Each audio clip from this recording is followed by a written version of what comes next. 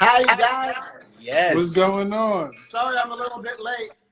All right, It's all good, man. It might well be my spoiled rock stardom that's invaded my psyche since I was a young man, but it could also just be the crazy circumstances of being a human being. Yeah, that's a fact too. What you sipping on right now? I am sipping on a lovely cup of coffee, and I haven't had a coffee. Normally I have coffee every day, but I haven't had coffee in about 6 days. Wow. So this coffee is astronomically good. Gastronomically delicious. Good. I like that. Yeah. The reason I if you want the honest truth, the reason I disappeared on you guys last week was because I got a gnarly cold sore on my lip. And I get them sometimes, and it makes me feel terrible. And then when I get them, I can't drink coffee. But now it's gone. I get my coffee. I'm on the show with you guys. I'm happy. Peace and love prevails. And we're going to always. Amazing. And you said you were having some crazy jam sessions last week too, right? Oh, I'm always having jam sessions. Wait, what did I say I was doing? Oh, yeah. I was working hard playing music. So I got a question for you. Before we get to cooking, we have this other concept that we want to do for the benefit of the world. And we kind of want to have like a pass the beat kind of vibe. So so I was talking to Black Thought from the Roots earlier. He was saying that he's your man. I love that guy. We want to work on this project called Food for Thought. So we wanted to like gather a bunch of dope like musicians and kind of do this like pass the beat thing where like, say for instance, someone did a bass line, then someone did a cello, and then we create this vibe and then we make some music with it. Food songs. Food for Thought. You do the dishes. Yeah. Some of the great, it's funny because I was thinking of food songs this morning while we were getting ready to do this, mostly older ones. I was thinking of the song Beans and Cornbread Had a Fight by Louis Jordan. Oh, I'm looking that up right now. Yeah. And then I was thinking of the song Man Cannot Live by Bread Alone by Junie Morrison, who was the great keyboard player from Parliament Funkadelic and the Ohio Players. And I was also thinking of the song Beans, because I'm preparing today, Beans. And Lightnin' Hopkins, the great blues musician, had a song called Beans. But it's not really a song. He just kind of talks about when he worked in the fields. And the guy, the foreman, used to come and yell out and say, "Beans! Beans!" And they'd all line up to get their beans. I'm looking. Also, they got the beans, greens, yams, potatoes, yams, ham, hog, moss. Yeah. They got that track too. That's a big one. Lightning Hopkins, right? Oh yeah, Lightnin' Hopkins. Yeah, his song Beans, but his isn't really a song. It's because I actually just listened to it. But Louis Jordan, Beans and Cornbread, and a great one really, Bread Alone by Junie Morrison. Man cannot live by bread alone. He needs a helping hand. And on the cover is a picture of him next to these big stacks of bread. Oh, I got it yeah. right here. That's fire. That artwork is crazy. The artwork is so yeah. Junie was that's cool, artwork, man. That's a whole mood right there. That's really good. That's really good. Yeah, when he left Ohio Players and joined Funkadelic, P-Funk really came up. They really went and made great records after he joined. He was a genius. He was a great musician. Man, thank you for the gems. So to death all through the hip hop era. Oh yeah. What would do you recall your favorite artist that sampled it? Who sampled it the best? My favorite ones that are sampled? Mm-hmm. All the funk stuff that I grew up with, all the great funk stuff. I mean, for me, the big ones, everybody knows P-Funk and James Brown and the Ohio Players. Funky Worm, which is Junie Morrison, that crazy synth sound, and that Dre used it on some great classic early hip hop tracks, and I can't even think of it right now because my mind is not working. But tell them that you did the bass line for. What's up, Mel? No, Bust a Move. Oh yeah, tell them. Melody told me to tell you that I did the bass line for Bust a Move. Okay. Oh, fire. That's right. Yo, you the greatest. That's right. Fun fact. Fun fact. Yo, Mel, you got to keep hitting us with the fun facts all episode. Not do me right. What? Oh, no, it was a record company. They sold like 30 million copies of that record, and they gave me a bag of weed and $20. Wow. Oh, Grease.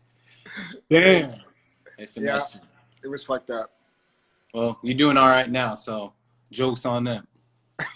Well, I always knew that that I had plenty more where that came from. Yeah, Yeah. that's the key, man. That's the key. So what we got? Because when you're tapping the source from the divine source, it's infinite and it goes forever. That's a Food big for fact. thought. Food for thought. When you're just looking for a paycheck, that's limited. Yeah, Absolutely. that's like what my meditation was about. I've been doing this Deepak Chopra abundance meditation. It's like just tapping into the laws of abundance, you know. Awesome. So awesome. what we got? How does the meditation work? Well, it's like you get Deepak talking. It's like it goes with these exercises. Like you do these exercises. So sometimes it might be like write 50 people that inspired you in some way, and then it'll go into after you do the exercise in your notebook. Then you'll go into he'll talk for about 5-6 minutes, and then you'll probably have like a 12-minute guided meditation with a mantra. I see. You know? So it's like meditation and like he's giving a Dharma talk, kind of. Precisely. That's awesome. That's awesome. So what we got cooking today, Flea? Well, I'm making black-eyed peas. Black One eyed of my Flea. favorite dishes. And I think, every sculptor and artist, you could take all the greatest artists ever lived, and never could they come up with anything as perfect and as profound as the bean. Within a single bean, right here I have one little black-eyed pea in between my hands. And it is such a perfect bean. It will last forever. It can do so many things. It's flexible. It can take on flavor. You can make anything. I mean, I have like my way that I make them, but you can make soups, stews, all these healthy things. It's got fiber. It's got protein. It's inexpensive. It's nice to cook it. Almost everybody likes it. I even made Melody, who, show your face, Mel. She's right there. Yeah. She's better looking than me. She never even ate beans. She was like, when we got together, she's like, I don't like beans. I don't eat beans. And in my heart, I was like, I don't know if I can be with someone who doesn't eat beans. Like, I don't know if this is gonna work. Yeah, this is a problem. This is like a problem. But she's actually likes my beans. Fantastic. They're great for your kidneys as well. Kidney function. Are they good for your kidneys? Yeah, absolutely. Usually they say that foods that resemble different organs are actually, that's where they're good for. So like carrots, when you look at a carrot, it's like shaped like an aura, so it's good for your eyes, the beta carotene. The beans, they're shaped like your kidneys, so that they're good for your kidney function as well. Right. When you think about beets, like the colors, like color of blood, so it's good for your blood flow, et cetera, et cetera. Right. So, I've heard that as well. There used to be this, at a certain point in my life, I discovered that what I ate really affected how I thought and how I walked through life. And that the more clean and healthy food I ate, the cleaner and healthier I lived and thought and created and all of those things. Like it just kind of opened up channels for me. And there used to be this macrobiotic restaurant in LA called Anaka, and it was there for like 40 years. It was this beautiful little place with this one little guy who was always back there cooking all day long. And it was macrobiotic food. But one of the things that they served was lotus root. And if you look at lotus root, it has holes in it. And he always said it's really good for your lungs. And he said, look, see the holes in it? Because it's like it lets things go through. And I very similar to what you're saying, that, the openness of the thing would open up your lungs. Yep, that's right. You are what you eat. It's all connected. We're all connected with all living things on a molecular level. Shout out to Kat. Kat just tuned in. We're trying to get Kat to get on this too. She's starting on sending us a picture for us to make her flyer. You gotta pull up, Kat, stop fronting. So I know you've been cooking those beans down for a minute. You want to tell the people your process? Oh yeah. So I just started off with a box of beans, and they're kind of hard to come by right now. They're not in every store with the whole shutdown thing, but got the beans, soaked them overnight. Now with black eyes, you don't really need to soak them that long. You can soak them for like two hours and it does the job. but I soaked them overnight. Whereas with like a black bean or a kidney bean or other beans, you really need to soak them for like a good 12 hours. Right, to rehydrate them and get that moisture back inside. Totally, yeah, yeah, and make them, then they cook better. So I soaked them overnight last night.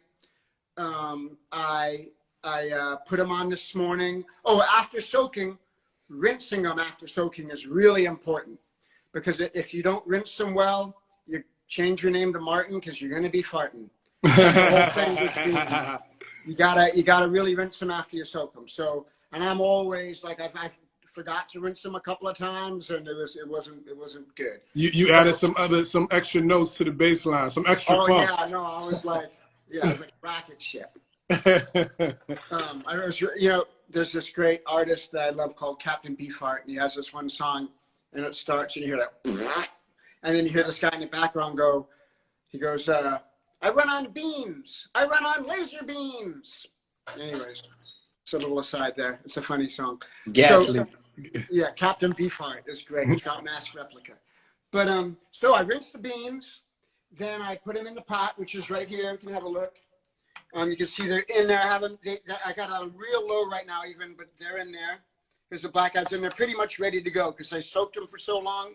They cooked up real fast. I put them on a couple hours ago. Brought them to a boil. As soon as it came to a boil, I put them on a low simmer, and right now they're just right. And I have a friend named Tree, who's actually the dean of my nonprofit music school, Silver Lake Conservatory of Music. And Tree is, by most of his friends, considered the king of beans. We've always, when we were little, I actually got arrested once and spent the night in jail because he was like, man, I'm making the greatest batch of beans. If you could only pick me up, it's like some spice or something. I went and tried to shoplift it and got busted. Damn. And I know, man. I was running down the street. They cornered me, caught me. It was terrible. But anyways, he told me that when you're making beans, that you never want to spice them or put in any of the vegetables or do anything like that until the beans are cooked. Because you have to wait until they're ready. You could eat them on their own. Then you spice them. So right now they're at that state. We soaked them, we boiled them, we simmered them. They're ready to go. And so now I'm going to start off with what I consider to be the finest salt, which is the Celtic sea salt. I think it's the best salt out there. And I hear it has really good healing powers. I'm not really sure. Like, full of minerals. Yeah, it's full of minerals, like really good stuff. Absolutely. So I'm going to put, and I like, when I cook beans, I eyeball it. I'm not like, and once in a while I might make them a little bit too salty. So I try to be careful, but we're putting a little salt in there. That seems like a good amount. Get some pepper, grinding up some pepper, putting the pepper in. That's a nice pepper grinder. Can I see that in the spot? Oh yeah, it's pretty good. Oh yeah, that's sick. Yeah, it's pretty good.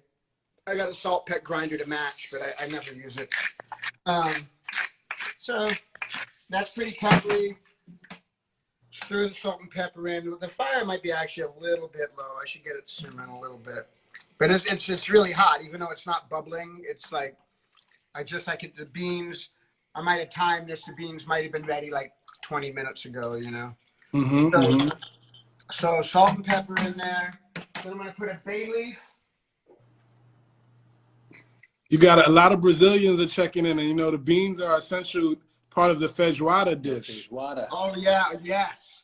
They really know how to handle a bean in Brazil. Yes, that's a fact. They sending a lot of love in the comments, so I just wanted to show some love back.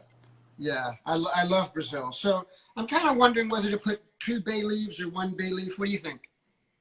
I think one is good. 1 is good, right? Yeah. Okay. Baileys have like a real strong, potent flavor. So like usually like with the amount of beans you have there, one should be all right. Yeah. And then sometimes I put a little rosemary and either like dried basil and dried thyme a little bit. Season it up. Not a lot, just a little bit. Gotta steeze the day. Yeah, and I'm not even sure. I don't know a lot about spices and herbs, but whenever I put these in, it always seems to work out well. Absolutely. Be on the time, but it cooks in, stirs in. It's never too much. Never too much. And one thing Who just walked in the house? Yo, announce yourself. Yeah. It's the dogs. The Blizzard and Professor. What is it? Blizzard and Professor? Yeah, Blizzard and Professor. Blizzy and Fessy. What kind of dogs do you have? Australian Shepherd. You want to meet him? Yeah, absolutely. I'm sure the people would love to see a dog right now. Fessy, come here. Come here, Fessy. Come here, Fessy. Come. Sit. Sit. Be a good dog. Oh, those are beautiful. Wow. You are a very good dog, and that's why I love you very much. Yes. Beautiful dogs. Took them running up a big mountain yesterday. They're very pleased about it. Yeah. Yeah, they're good. They're like, there you go. They protect the house. They're loyal. They're beautiful. They're kind. They're cuddly. They're everything a man wants in a dog. Yeah, they're cute. That's They're another cute. thing. Mel didn't even like dogs when we met, and now she likes dogs. Wow, man. Mel, you really opened up. Turned a new leaf. I have to open her up. Okay, so it's all Mel, what sacrifices has Flea had to make besides eating cookies Nothing. that taste like soap? Nothing.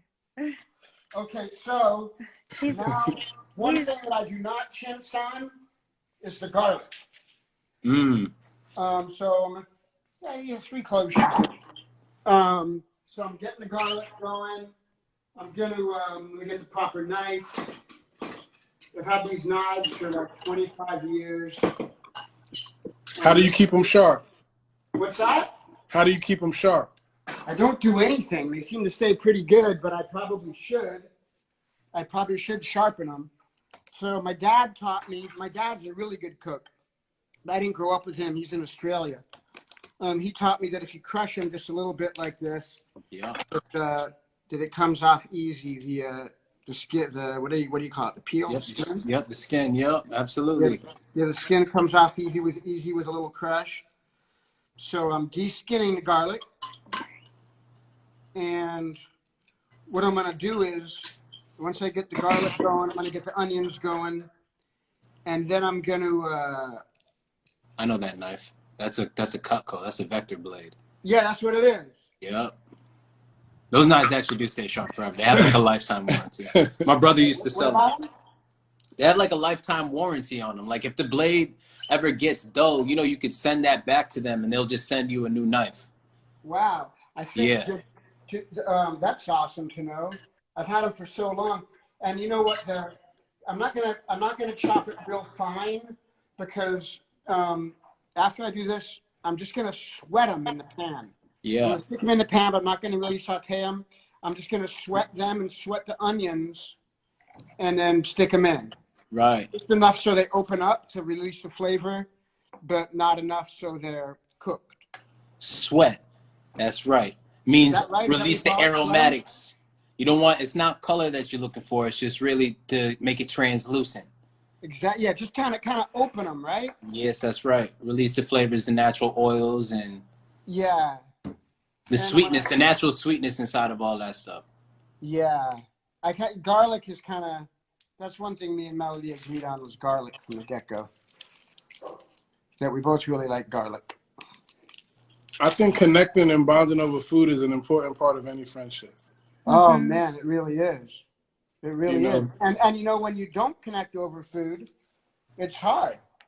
Absolutely. Like, we'll argue about food sometimes. Yeah, we will just straight argue about food. Because I think it's two schools, right? It's like some people that live to eat and some people that eat to live. Totally. And also I'm not a good cook, and I'm completely uneducated about cooking. Like I know, you guys really know how to cook, but I love cooking. And the thing is, I've raised 2 kids mostly on my own. I have a 31-year-old daughter, and I have a 14-year-old daughter. And I've in my simplistic way, without ever really studying or learning, I cook. I've raised 2 kids and cooked for them breakfast, lunch, and dinner their whole lives. And so I've always just kind of figured out how to make a piece of fish, figured out how to do stuff. Sometimes in life you got to figure it out. Trial and error, you know. So what Absolutely. let me get the garlic, the carrots, and the celery. Well, one of the things about food and basically, I mean, most things in life is that, you know, you don't have to have all the background knowledge, but just the more you do it, the more you learn, and, you know, you get better with time. Totally. And also, I just feel like one thing I've learned is that whenever I like, and I guess it applies to anything in life, like, whenever I'm cooking, if my heart is in the right place, like if I'm really being thoughtful about it and taking my time with every step and appreciating, like if I'm sitting here by myself, the music doing this is how I normally be doing it. And even just the celery, like just kind of marveling at, like, this is celery, this is amazing. You know, God grew this out of the earth. It's crispy. It's a beautiful color. You know, the properties that it has, like, yeah, fantastic for your digestive system. Get those bowels working. If you just drink that celery juice, tons of fiber. Right. Yeah, isn't it? There's like a big trend with celery juice right now, right? It's high water content in celery. That's why. So right. It's a good yield if you're drinking celery juice. And Flea, who out of the band, who do you think is the strongest cook in the band? You know, probably me. I don't really know. Chad cooks it all. You know, Anthony doesn't really cook. He makes breakfasts. You know, they might surprise me and be doing some stuff I don't know about. You know, like John is a wild cook. John Frusciante. He'll like throw a steak around like he's wild. What sort of things do you guys typically eat when you're together or when you're on tour? Well, we always, you know, we have a chef with us on tour, and we eat differently. Like Chad, our drummer, he just wants meat. He just wants, like, give me meat and potatoes. Like, he's like this Midwestern meat and potatoes guy, and he's not fucking around. Like, don't come at me with some hippie healthy anything. And the rest of us are like super conscious about it. You know, no sugar. I don't eat dairy at all either. So, but those guys will eat dairy products. But oftentimes they won't want it because of their voices.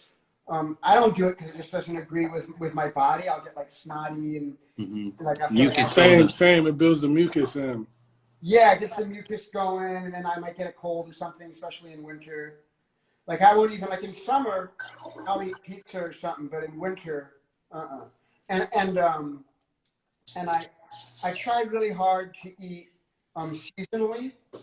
You know, like in terms of fruit and, you know, vegetables, just to eat things that are seasonal. Like I'm not going for summer fruits in the winter. Like in the winter, I'm not going to eat a banana. Hell no. But I would say that my favorite fruit is the papaya. Oh, papayas are excellent. Papaya, and they're great for shakes.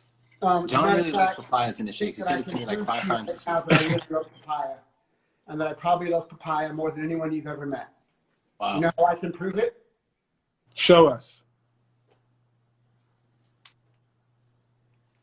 Papaya.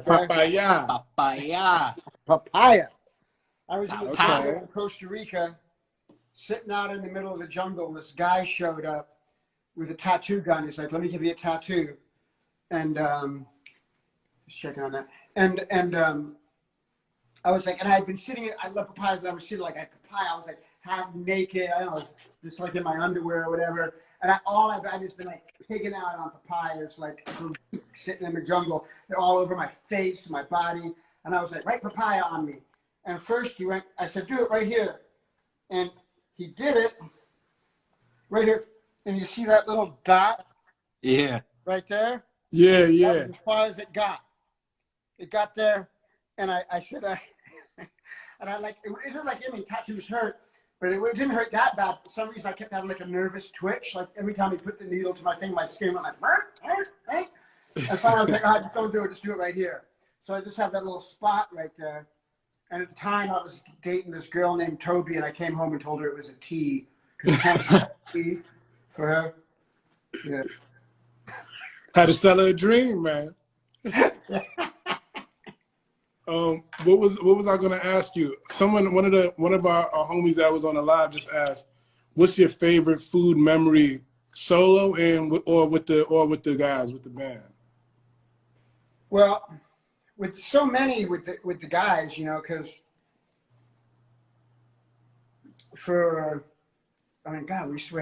God, we've been together nearly, I think that's 37 years. We've been a band. Since '83, right? Yeah, since '83. We played our first show in February of '83. I got to get this pen.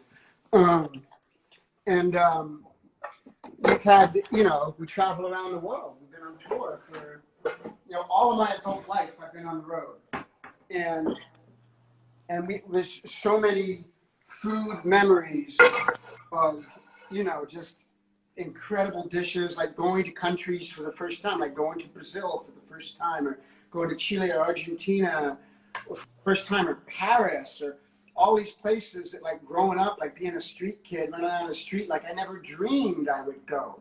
You know, when I first went to Japan, it's like, you might as well have sent me to Pluto. You know, it was just like, I'm on another planet, you know? We love it out there. Yeah, I mean, amazing. And that food, incredible, like incredible. But one of the things that I remember the most is when we first started touring, and we just toured in a van. And I'm just turning down the flame there on the beans. We just toured in a van, and, you know, we ate at truck stop. Well, the beans they're just beans there. We eat at truck stops, and it's really bad food. You know, we're all in a van with all our equipment, driving up all night, having to sit up, you know, just sitting in there, just smoking weed, you know. And we used to end up eating the worst food. Like, we go into these, you know, truck stops and diners, where they just have the worst food. And at one point, like on our first ever trip to to London, it was time to go on stage, and our equipment hadn't arrived. This is a little bit later. We had all rental equipment, and the guy was in a van driving all the, you know, the amps and rental equipment and stuff, and he didn't show up. And then we get this phone call that he had crashed. He had fallen asleep on the highway, on the road, and crashed, and he was fine, but he wasn't going to get there with the equipment. And Hillel, rest in peace, our original guitar player, beautiful guy, passed away in 1988. He said, he kind of made this joke. He said, he was like imagining, you know, we're sort of our first time in England, and we were just tripping, right? Like everyone's speaking English accents, and it was all so funny to us. And he did this imitation of the guy crashing. He was like driving. He went, "Blimey," and like, you know, I was head down on the steering wheel, and like mimed crashing. And then I can't remember, it was like a couple of months later, we were like somewhere in like the middle of Ohio or something in the winter. We're starving. We pull over, and we got this food, and it was like, I think it was turkey with gravy, but it was like shoe leather with insecticide sauce. That's how it was described. And like eating it, was like, and Hillel went, he just kind of looked at everybody and went, "Blimey." Face first into the food. Oh my God. And I really let his face crash into the plate. And he came up, and it was all over his face. And of course, we're laughing and hysterics and shit. And it became this thing that we did. Whenever food was bad, someone would do a blimey into the food. And it went on for years. And we even did it like we started like making money, like eating in fancy places, and someone would do it just to get a laugh, you know. Oh, man. Have this nice plate of spaghetti and just be like, "Blimey." And you always have to let your fate, like the dead weight of your head, smash into the food. And, you know, that was pretty good. So those are food experiences. But That's a great story. Beautiful story. story. Too much. I really got to get the garlic and onions. Let's make it pop. Let's make it pop. We saw you chopped up the tomatoes as well, so you're gonna have a nice body to whatever sauce you're gonna have. Totally. And I think I'm gonna put in a pinch of cayenne too, to give it a little spice. I was gonna say, you gotta have a little red hot chili pepper in there, man. Absolutely, absolutely. And then I'm gonna the magic ingredient with all like pepper, salt, the basil, thyme, cayenne, garlic, onions, like these real savory elements. A little bit of maple syrup. A little bit of real maple syrup is going to really give it, I've discovered, gives it a real beautiful, doesn't make it sweet, but just gives it like a depth. A little bit of balance, brings all those flavors yeah. together. The acid from the tomatoes and, you know, Right. and all the seasonings from the beans that you cooked them in is going to be real nice. Yeah, so I'm using avocado oil to heat the pan here. And just let this heat up a little bit. Now, you know, I use avocado oil because, and you guys know more about this than me, but avocado oil, it doesn't get, it can handle the heat, right? Yeah, it's got a high smoke point. High smoke point. Olive oil, when it gets real hot, it's like a carcinogen. Yeah. Coconut too. If it gets too hot, is. Yeah, coconut's good, right? It's healthy. Coconut is a lower smoke point than avocado, though. But it's good. But it's like if you heat it too, it burns fast. Right. Okay. But avocado oil is good, right? Yeah, absolutely. Yeah. Okay. So I'm gonna sweat this garlic.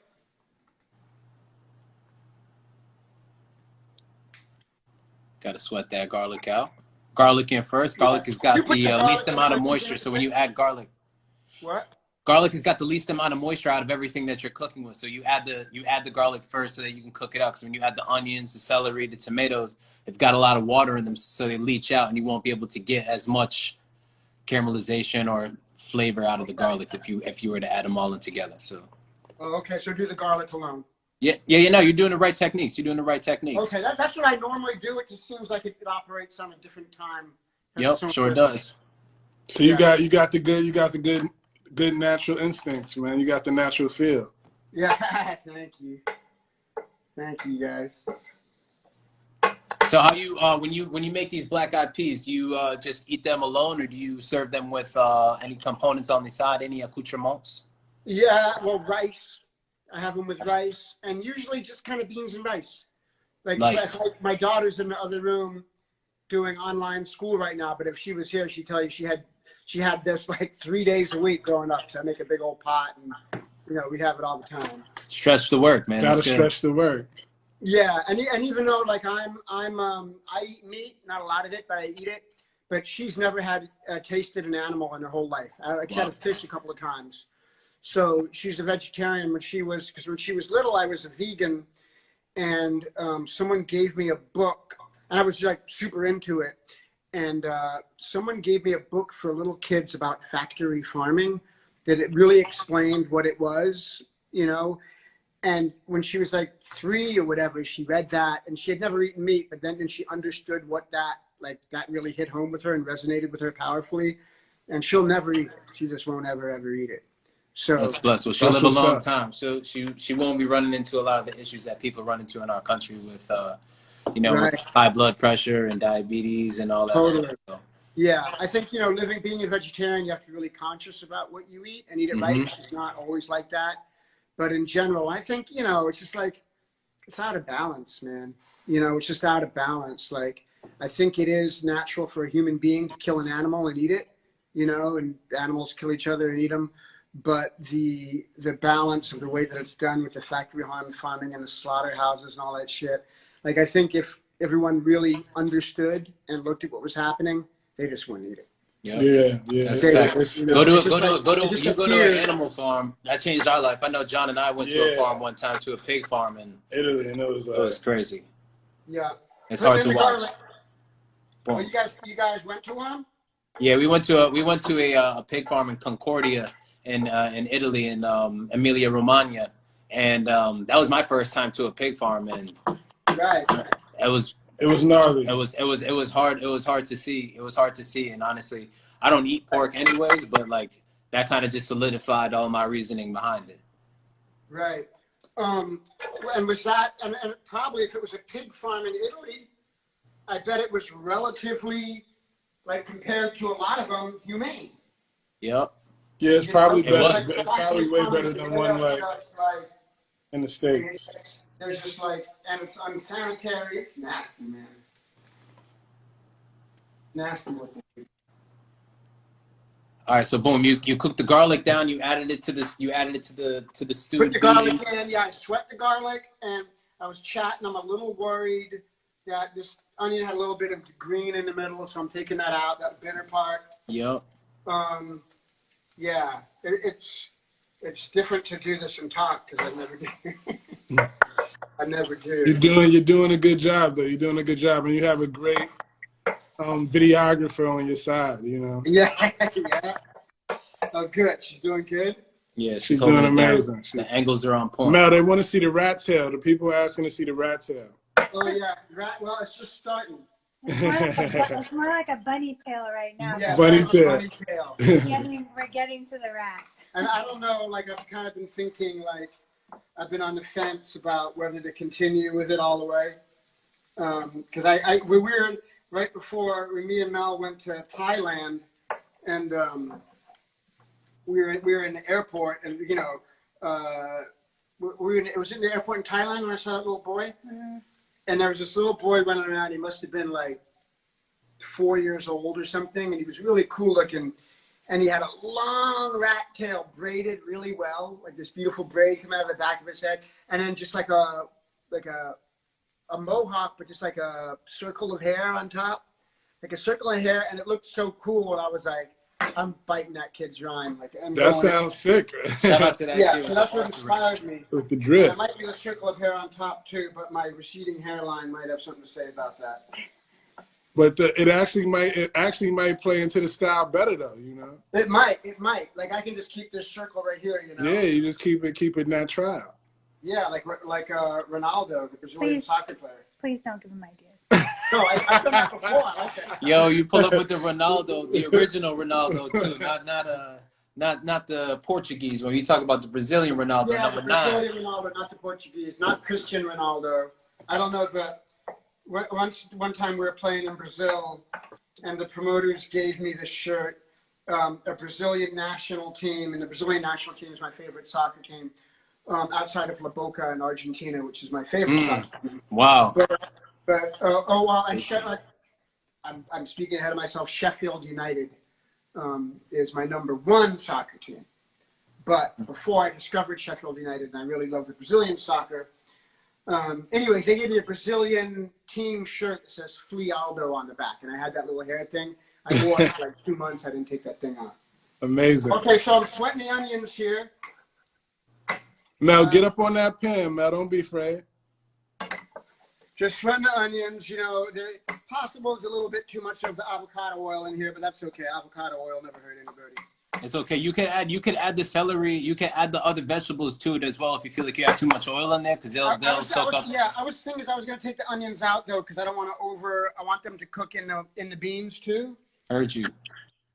You know, I'm just going to give them like about a little, maybe 30 seconds more. Then I'm going to get them going. You know what we should really do? I have this friend, my friend Joel, who I grew up with, and he's a Parisian dude, but he's from the island of Guadeloupe, but he's been in LA for a long time. And anyways, when we were kids, we lived together, we used to play music together, and he makes a paella, and once in a while he'll come over here and make a paella that is kind of the greatest food I've ever had in my life, and he does it totally by instinct.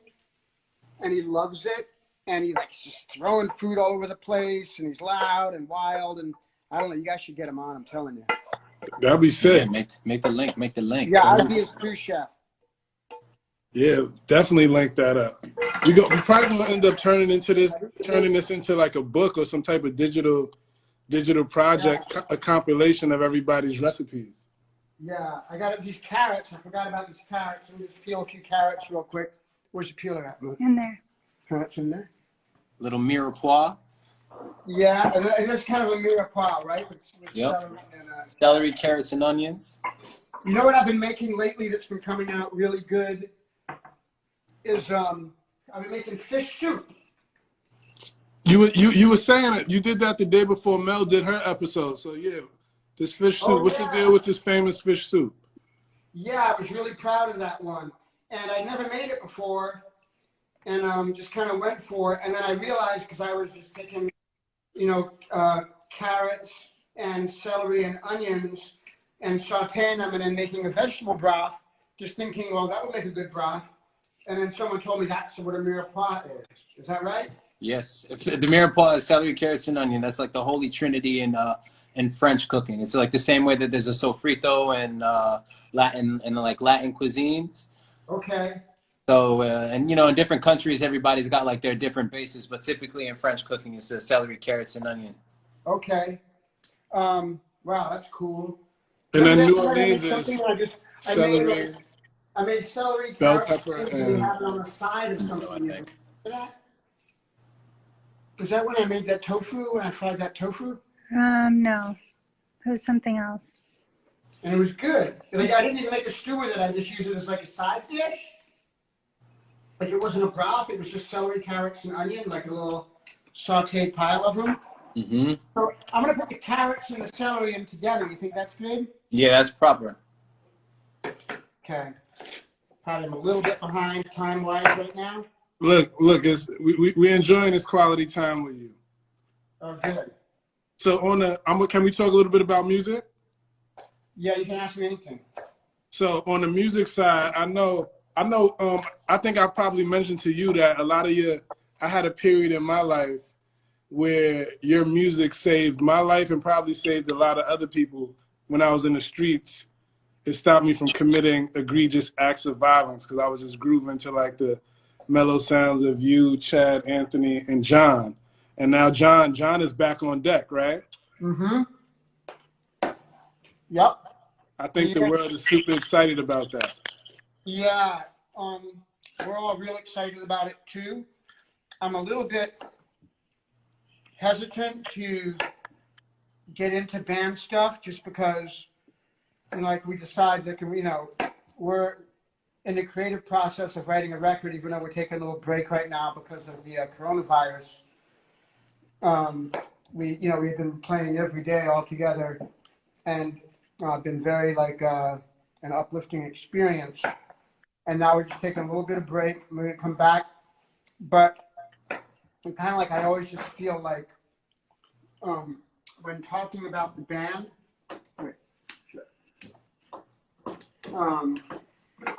I kind of like there's a time to do it and a time not to do it.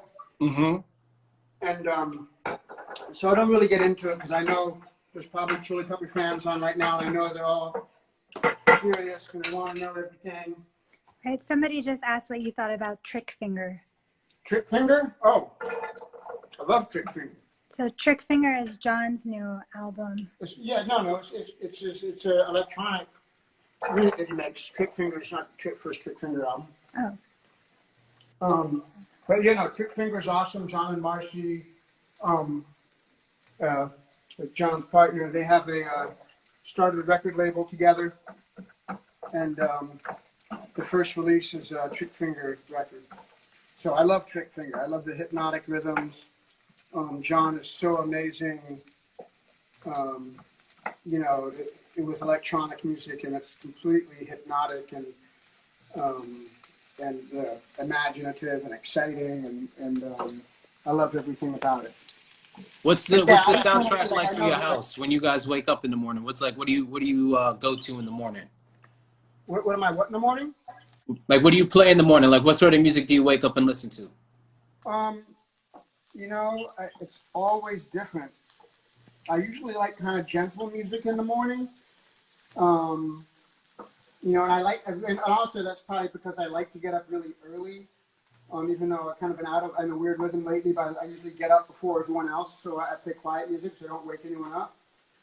But I really like Bach, so I listen to Bach in the morning, like Glenn Gould playing, the Bach on the piano. I'm a huge jazz fan, as anyone that knows anything about me knows. And I listen to, the great jazz musicians like John Coltrane or, Hank Mobley or Freddie Hubbard or, but kind of like contemplative music in the morning. Mm-hmm. But every once in a while I'll get up and I'll just blast like Black Flag or Wu-Tang Clan or something really aggressive. If I'm getting ready to go on a run or whatever, I'm just in that kind of a mood, Mm-hmm. So, You run a lot? Do you run a lot? I go through times when I do, and when I do run a lot, I'm happy. I had been feeling kind of crappy for a few days and wasn't really running. And the last 2 days, I did these really big runs. There's just these trails I know up here in Malibu, and everything's closed off. But I know some places where they're kind of secret spots. You can go run in the mountains and get lost in these mountain trails. And yesterday, it was a close friend of mine's birthday, and he loves to run too. We just went on this long ass run through the mountains yesterday morning. Nice. And Took the dogs with you. The meditative aspect of that for me is really profound. Like, yeah, I find it easier to run with a partner than to run by yourself. Oh yeah, well, I like by myself too. I like both. But it's a great, like, when you're with somebody who you like and you're like really in that nature solitude and running and there's no one around. Tell them about that book you read, how you didn't run until way later. Oh yeah, well, I'd always been, like, growing up. Mostly I played basketball. It was my main exercise growing up, and then it wasn't until I'm 57, and when I was in my I was like mid 40s or late 40s even. I read this book. Okay, wait. So we got the carrots, the celery, the onions, the garlic, the salt, the pepper, the basil, the thyme, the bay leaf in here. The maple syrup. I haven't put the maple syrup in yet. I'm going to put some of that in a minute, and I'm going to put the rice on too. All right, bet. Yeah. What about the greens? What? Greens. Oh yeah, the greens. Yeah. Well, we'll put the rice on, then we'll get the greens. No, the greens are a huge part. But anyways, I read this really great book, and I wish that I wasn't. If I was a little sharper, I would tell you the author's name, but I can't remember it right now. Called Born to Run. And in this book, the guy kind of theorized that the reason that Homo sapiens outlasted Neanderthals was because we run. Because Neanderthals were smarter, they had bigger brains, they were physically stronger, but they were like kind of short and squat, and Homo sapiens was tall and could run long distances. And because we could run down prey, like you could chase a gazelle for, 3 hours, even if you sprint fast, eventually you're going to wear it down, it's going to collapse with exhaustion, you can kill it and eat it. So we could run and hunt food because we ran. That's why Homo sapiens survived and Neanderthals died out. I think there's other reasons too, like Homo sapiens we're kind of manipulative and have like a mean quality to our manipulations that we could outthink them in that way, even though they were more sincere and earnest. I'm putting in the maple syrup. Always real maple syrup, never sugar, fake maple syrup. So a little bit of that. Is that from Vermont or Canada? And also the name of the author of that book is Christopher. What's that? The name of the author is Christopher McDougall. That's right, Christopher McDougall. This is from Vermont. That's good. That's my favorite Family maple Farms syrup. in Vermont. That's my favorite maple syrup. Is from Vermont. Oh, that's your favorite? Cool. Yeah, I like Vermont maple syrup over anywhere else, to be honest. Oh yeah, okay, cool. It's amazing stuff. Okay, so we got the spices in there. And what we're gonna recap what you're making. I'm making black-eyed peas. I'm making black-eyed peas. We soaked the peas, we simmered the peas, we put in the garlic, the celery, carrots, onions. Sometimes I use bell pepper too. I'll put in some bell pepper, saute some bell pepper. And oftentimes it's whatever I've got. Whatever vegetables are around, like there's some beet greens in the fridge. Okay. But luckily here in this house, I'm going to put the rice on, bring it to a boil, put it on simmer. Then we're going to go out into the garden and pick some greens. Wow. Because we have some greens going in the garden. So we like that. Yeah, I love that, man. It's been like the greatest blessing is having a garden. And I have bees too. I'm making honey. I got hives. Amazing. Yeah, I got to send you guys some. Please. We Honey, love it. We'll make something special with the honey. Yeah. It's really great honey. Right, Mo? Yo, and if you guys got a yard at your house, you know what I'm saying? Utilize that space right now. Utilize that time that you have. Go outside, plant something, grow something, get a little closer to the food, and know where everything comes from. There's nothing more rewarding than growing something from the soil and then, actually cooking it and consuming it. It's a very rewarding feeling, It's also actually really grounding to like put your hands into the dirt. Right. It's really important, like especially for those people that have anxiety or suffer with, you know, like depression and stuff. It's actually been physically proven that putting your hands into the dirt is like a real grounding thing for your health and your body. Literally and figuratively. It makes sense. It makes sense. Mel with the isms. Sure, like walking in bare feet in the dirt. And the beach, just like nature. On that Rick Rubin, so your feet don't feel blinded with the shoes and the socks. You know, you're really connected to the. You're really connected. So you're really connected to the earth. I Because remember, like, he you know, came to our wedding with sandals on. it's so funny that you say that. You guys know Rick? Nah, not We haven't personally. met him. We haven't met him. Oh, okay. Well, you know, I've worked. Rick's made like 5 or 6 Chili Pepper albums. I spent a lot of time with that guy, and I remember him learning that. Like, he's been a guy that's always had a quest for his health to, you know, to get his health in a good place.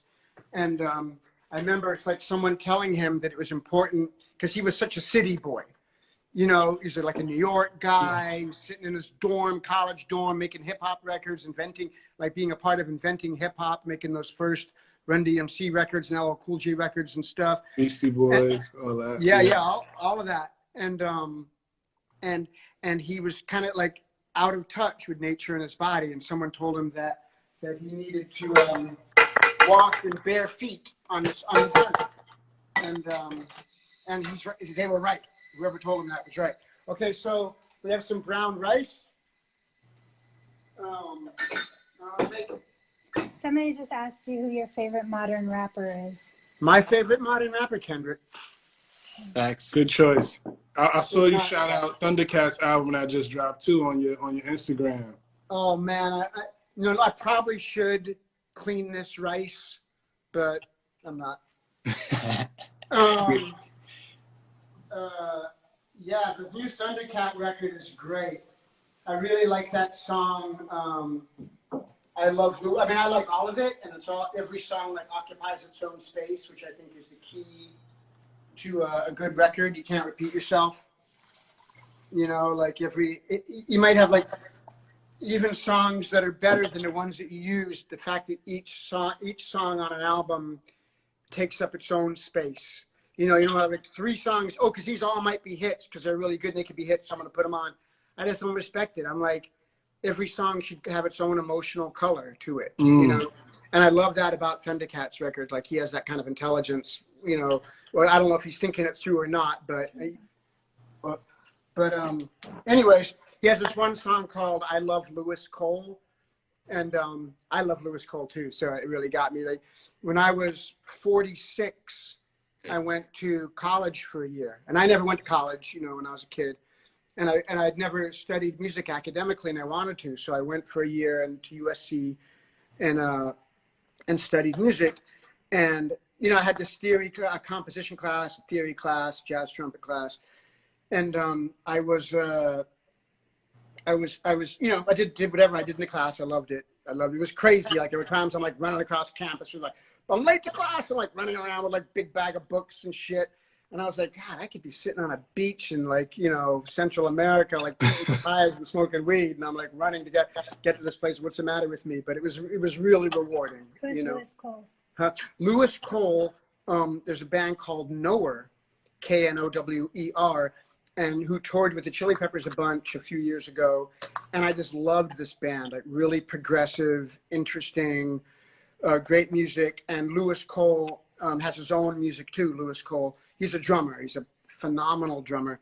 And so it turned out that Lewis Cole was in that class with me. Like, I never met him. He never introduced me. But I remember there were these 2 like guys kind of in the corner of the class who were just kind of weird and always making little jokes. And I could tell they were like really on their own trip, but I was, on my own trip. I never but then I'm on tour with this band. He's like, yeah, we were in the class with you at USC.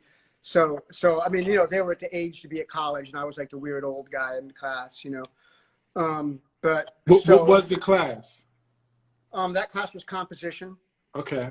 Music. Yeah, music composition. Dope. Yeah. I gotta put another cup of water in that. Do your thing. Speaking about books and tripping, your book that you just released, Acid for the Children. Yeah. Dropped in 2019 in November. Tell us about the book. The book is New York Times bestseller, #1 on the LA Times. #1. yeah, as Melody's mother said, #1. Big up yourself. Big up yourself. Yeah. You know, it was a book that I wrote by what? Go get greens. Wait, I gotta wait till the rice boils okay, first, right. because then it's gonna boil. We're gonna be out there.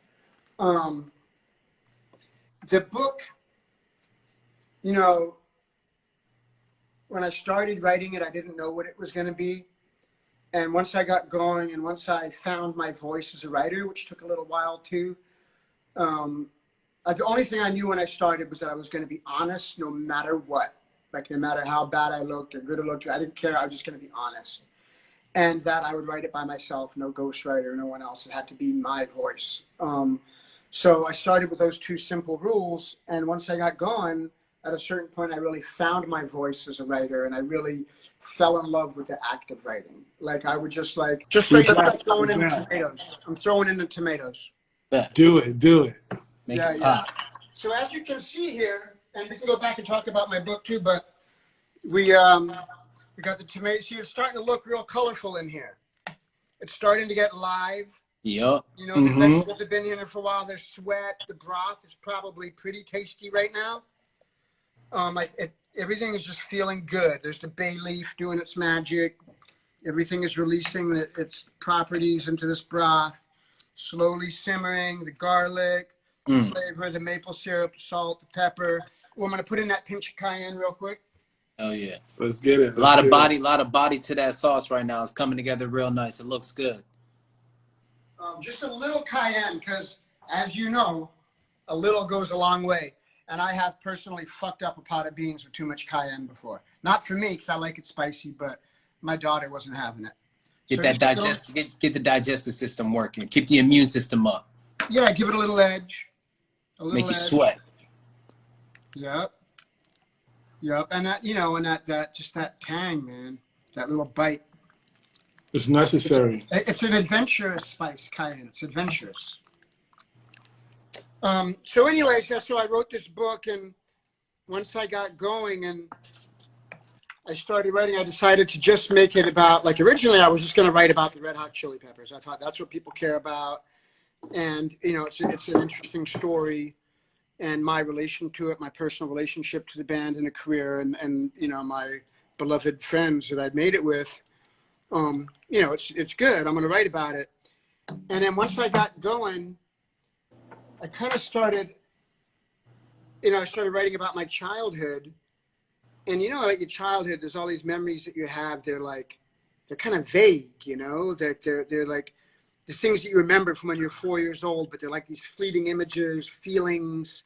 They're like sort of like in the distance, and they're murky. It's like a faded picture. Like a faded picture, exactly. Like something you can kind of. And I started like finding beauty in writing about something that I didn't even really remember, but just what I did remember, and just like a bit of a memory and a feeling and a color kind of. And like trying to like just be poetic about that. And then as I started doing that, I would write about it in this poetic way. And then like it triggered these memories that started coming back that were really lucid and really clear. And when I started writing about those, it became a real opening for me in learning about myself. Because I started remembering things about my childhood I didn't remember, and having feelings that I don't know that I'd ever acknowledged in my entire life. And I started learning about myself, and it became this like journey of discovery for me. And sharing myself, it became, I was sharing myself with myself, you know. And in that process of learning was for me something really profound, you know. Also realizing that the whole band was based on all those things you went through, right? Yeah, and so I end it where the band starts, and in that time, like going up to that period, like people often ask, okay, the rice is ready to go on simmer. Where's the top? The rice boiled, putting it on simmer, top on. That's gonna take a half hour. This is simmering. We're gonna go out to the yard and get the greens. Let's go see the garden. Okay, come on. Anyway, so. You know, so people are always asking, like, how is it, you know, that you like, how does the band do what the band does? Like, what's the deal? And the real truth of it is that, like, for me, you know, there's a million things in a band, and longevity and craftsmanship and dedication, all that stuff that it takes to keep something going. Like the basic, like rolling up your sleeves and getting to work all the time. But the core of it, the magic spark of it, was really born of a friendship of guys that met and ran around in the street all wild and didn't have much, and was born of this like relationship where we had nothing but each other, and we were each other's family. We all came from broken homes. None of us had much, you know, and we loved each other. And that's something that then we started this band, like just kind of as a lark, and what seemed, you know, was just like natural. It's all that childhood stuff. Like that's the magical core, what made it what it is. Like even when we don't get along, or you know, we're going through hard times or whatever, there's always this thing, you know, from like their childhood. It's powerful stuff. So for me, it's really was the magic ingredient of what gave the band its longevity and its power, as well as, you know, all the things that happened, a million things happened. You know, John Frusciante came, Hillel died. All this stuff happened. But yeah, that's what I got to say about that. I wrote a book. That's it. About my That's trials. amazing. That's a beautiful story, man. It's how long did it take you from start to finish to complete the book? Well, it took me about hey Raj. There's Raj. It's Melody's brother. Yo, shooting some hoops. What's up? What's up? Shooting hoops, yeah. I'm playing no ball, man. Yeah, that's one thing I've been doing during the quarantine lockdown, is working on my jump shot. Yo, hit a jumper for us when you come back, man. We want to see that spin. Yeah.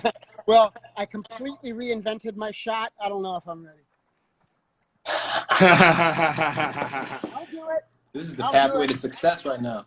They really, the people are loving the onesie too, man. We might lose them for a little bit because a lot of times it's service in the garden. Ooh. Got those good charred. There's this kale is really good. And he got a full situation. He got a farm.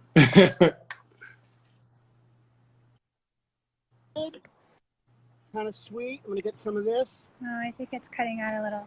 There's dinosaur kale here. Okay.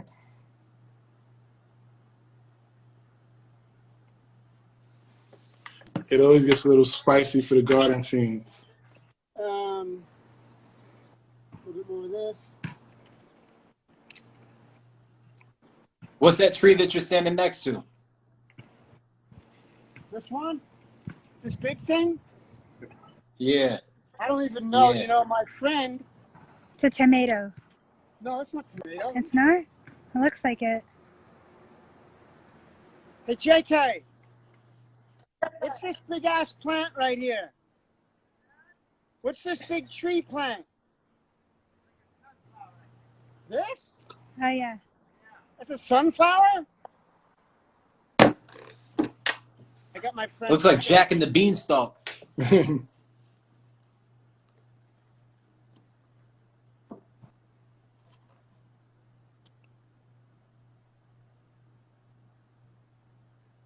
Excuse the connection. Y'all know when we go out to the garden sometimes you lose a little Wi-Fi. Shall see how Flea's getting it up. There's onions here, and these onions are about ready too. But I already, we used the store-bought onions. And some more of this Russian kale.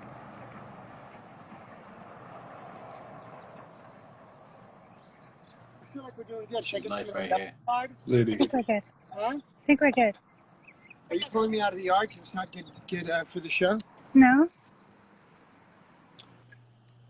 Mel, after we shoot this, let's maybe just get a little bit of video in the yard of him in the yard that you can just send us like regular video. Okay. Thank you. So and then we'll edit it into the final whatever. Y'all stop asking if Flea grows weed, man. Feds are watching. We already know. We ain't falling for those tricks. Give him the rock with the greens in hand. Lethal shooter. I know you in here watching. Okay, we're gonna do a one-handed green. One-handed bandit. You know, green for the money, gold for the honey, man. I heard you got both on the property. Let's see that splash. Going for I'd say this is a 23-foot one-handed shot from the baseline. It's so pixelated, but it's like Ah, shit. Never mind. It's all right. They should have a little put me strong, on a little the strong, man. It's all right. We appreciate this the shot though. You got to shoot your shot. Yeah. Well, the thing is, like, all my life, I've had this weird. You can see on my Instagram I was shooting. Why are you always pushing me? Because you keep stopping. Go in. You know, Mel, CEO Mel, she's a really You gotta talented keep it director. moving. You gotta keep it moving. Gotta keep it pushing. You got to keep it pushing. She's ready to eat those beans. That's what it really is. Okay, She's so like, yo, shit, we hungry out here, man. I really wish I would make that shot.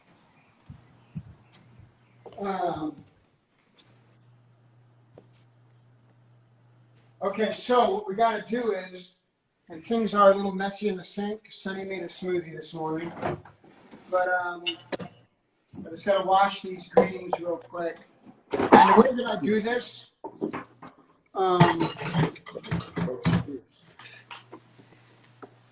let me just wash my hands real quick because the ball. Well, I know Arash has got coronavirus and he had his hands on the ball, so I'm washing my hands real good. Got to keep it clean, stay sanitized out there. Do you guys? So you guys have a big? That's a pretty large garden you have outside. How do you guys consume all the goods all the produce that you grow? We eat it all. Y'all make it pop. There was a time, like right now, there's like a little guest house up there, and I have a couple of high school friends who live up there, and they hold on, let me get it.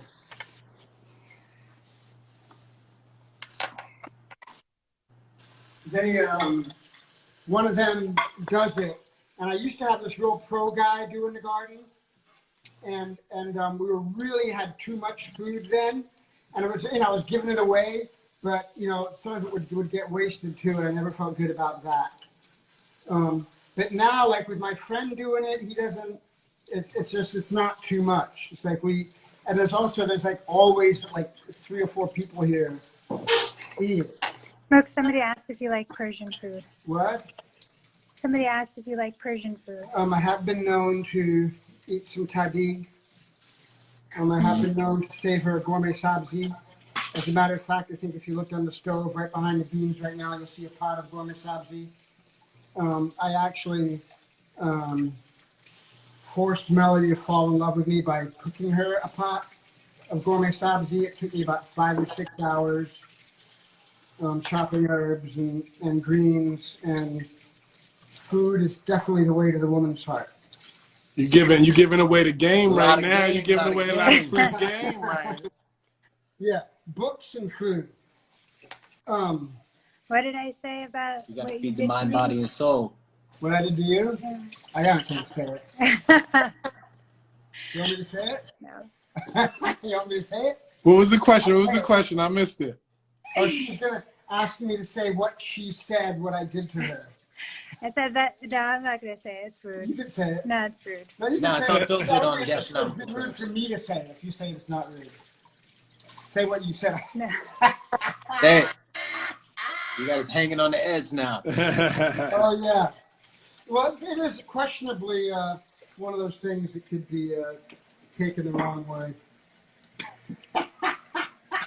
So Flea, today is actually Hillel's birthday. You know what? I know that. And so that's nice that we talked about him a little bit. He was a beautiful guy, and This is how I do this with the greens. I just tear them up and put them in there. Hold up, Mel, do us a favor. Leave the live and come back because it's still a little blurry like how we were in the garden. Okay. We making it. All right, we'll be right back. They'll be right back. Give us a couple seconds, yeah. Just hold it down for a minute. Y'all feeling this episode though?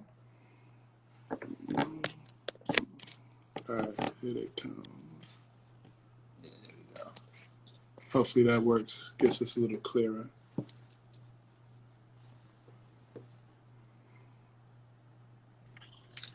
Yo, Side, A-Side, what's up? All right, our homie A-Side just tuned in. A-Side, if you got any crazy questions, send them because we know you the knowledge guy. All right, we back, and we in high definition. Okay, so this is how I do it. I just kind of tear the greens up and put them in there. I don't, sometimes I chop them, but I just kind of, and I used to cook the stems, and then someone told me to stop cooking the stems once, and I stopped, but I kind of miss them. Yeah, you can eat the stems. The stems will give you that like nice crunch like that. I always in collard greens. I enjoy the stems. The stems are my favorite part in collard greens. The tender stems are good. Like you don't want to eat like the big stalky stem at the bottom, but like the stem throughout the green is good. Oh, okay. Yeah, and I usually, if it's just me, I just throw the stem in. I like the crunchy stem. Oh yeah, this is about to be like a serious plate of food right now. So Flea, when you finish Russian kale is good. This stuff. Ooh, that looks good. Yeah, I use it a lot too. Like I'll just make big raw salads. And with the greens, I'll just go out and grab a bunch of greens like this. Just, I'll massage them and I'll just like do this to them. Put them in a big bowl, massage them in olive oil, and just put some salt, lemon juice, either Bragg's amino acids. Oh, I didn't put any of that in. I'm going to put some in here in the last minute. Bragg's amino acids or soy sauce, garlic, like pressed garlic. Yeah. And put it in with the greens and just have it raw like that. I love that. That's and the I way. like when I do that, I'm the healthiest man on earth. Definitely. Longevity. The Bragg's also makes that aminos that you're talking about. They make a coconut aminos that's super tasty. Right. Bragg's is good, right? It's a good company. Yeah, they do good stuff. I like the aminos. We use them often. Yeah. So anyways, it's Halal's birthday today. And Halal's, he's the person that asked me to start playing the bass. And he was a magical human being, and I miss him very much. It's crazy. He died in '88, and he changed my life forever. Because of him, it will never be the same. And he's a huge part of who I am, a pillar of my heart, and everything that I do, he's always there. Always in my thoughts, always in my heart, always in my memories. Big love to him. Our angels stay with us, man. Yeah, man. It's incredible. It's crazy when, I don't know if you guys lost anyone, like, friends your own age when you're young. Absolutely. Through unfortunate circumstances. But Absolutely. it's crazy, like, because as you get older and you kind of like figure stuff out, and as you made mistakes, you've done things that hurt yourself, hurt other people, like, and you want to grow and evolve as a human being, and then you it's like, they never got a chance to do that. You know what I mean? They didn't get to, and what they would have become, because all the potential and all the glow that they had inside if it just needed to get, you grow up, you figure things out, especially when, like me and most of my friends, we didn't have that, strong parents there, like guiding us and showing us, and we had to kind of figure it out on our own. And that's just kind of one of the hardest things when I think like, what, how would he have dealt with this? What would he have done about that? But, I'm more just in a place of gratitude for having him the time that I had him. It's a beautiful story, man. Definitely. To have those memories. Yeah. So we just put the greens in. And this I'm so hungry. My stomach is rumbling right now. Yeah, I'm hungry too. Today was leg day and I didn't eat yet. So yeah, you see this in here? Can you guys have a picture of it? Okay, look. So you got the beans, carrots, onions, and now we just put in these fresh greens from the garden. Wow. And you don't want to cook greens too long. I mean, I know like you cook them and they become like a broth and stuff, but I like them like just cooked. You know what I mean? Like I just, I feel like when they're still, they still got a little bounce to them. Yeah, they still have a bounce. You really, I feel like I'm getting these really good Joel just said. ingredients. Joel just came on. Joel was talking about his paella. Joel, we need to get you on the episode. Yeah. We've been hearing about this paella. You got to show us what's popping. Yeah, he's on there. Bobo, are you there? Is he there? He just came on, yeah. He can't, he's... Oh, well, I was talking about your paella because we're doing this cooking show. Anyways, he's the one. The rice is going over here. It's got a little while to go. But it's weird. I got this because, the normal rice that I get, they didn't have, and I got this bulk rice. And it kind of cooks, it doesn't need as much water for some reason. So I have, the last rice got a little overcooked. So I'm going to check it in a minute. I might have to drain out some of the water. We might be sending you some appliances this fall when we drop our collection. And one of them would be like something that you could cook rice in. So you could just set it and forget it. Oh, really? Like a rice cooker? Yeah. But it's like it's like a multi-functional cooker, but one of the settings is to cook rice. Oh, cool. I used to use a rice cooker all the time. It's like a regular Japanese rice cooker. But the problem was I'd be like, I'm going to make this rice and I'm going to eat it. Let's make a whole bunch and fill up this huge thing of rice. And I would end up wasting so much rice because I would eat it and then forget about it or leave for 2 days or something. And I'd come back and it'd be all this rice sitting there getting stale, Yes. But anyway, these beans, for all intents and purposes, are done. I'm turning off the flame. The greens will cook in here. They don't need much more. And once the rice is done, then we should prepare a bowl, right? Yeah, absolutely. And would you mind taking the picture that you send us of you holding the bowl of beans? Can you take it in your garden? Oh yeah, absolutely. And we took the liberty of naming your dish, man. Oh, we calling it black-eyed fleas, man. Black-eyed fleas. I like it. Because you hit them with the skis, man. So we gotta call it the black-eyed fleas. It's only right. And we won't hold you guys up for too much longer. We appreciate your time. Yeah, thank you. Mel, you snapped with the camera work. You have another profession. You got another future, bright future ahead of you. Everything doesn't work out. Should I give these little tastes real quick? Yeah. Hell yeah. We need to know if it's edible or not. The one thing I'm concerned about is that I was cautious with the salt and pepper, and I might have been a little too cautious, but I'm just going to taste a little bit of the broth and bean. But the good thing is you can always add more salt. You can never take it away when it's too much. Absolutely. I'm just going to see your cool face down a little bit, and then for a final statement, I'm going to let you know how this is. This has some beans, some tomatoes, some greens, some onion. Might have a piece of garlic in there. Just don't say blimey at the end. No, I'm not going to blind me into a boiling pot of beans. That would not go well. But I'm telling you, man, the blimey was incredible. Huh? I said you have to show everybody how good it is. Well, I mean, if it's good, I'm going to let you know. I'm honest. You heard that when I said about Mel's cookies last week. It's like when you're writing a book. I'm not going to tell any lies, man. I'm going to tell the truth. I will not tell a lie. All right.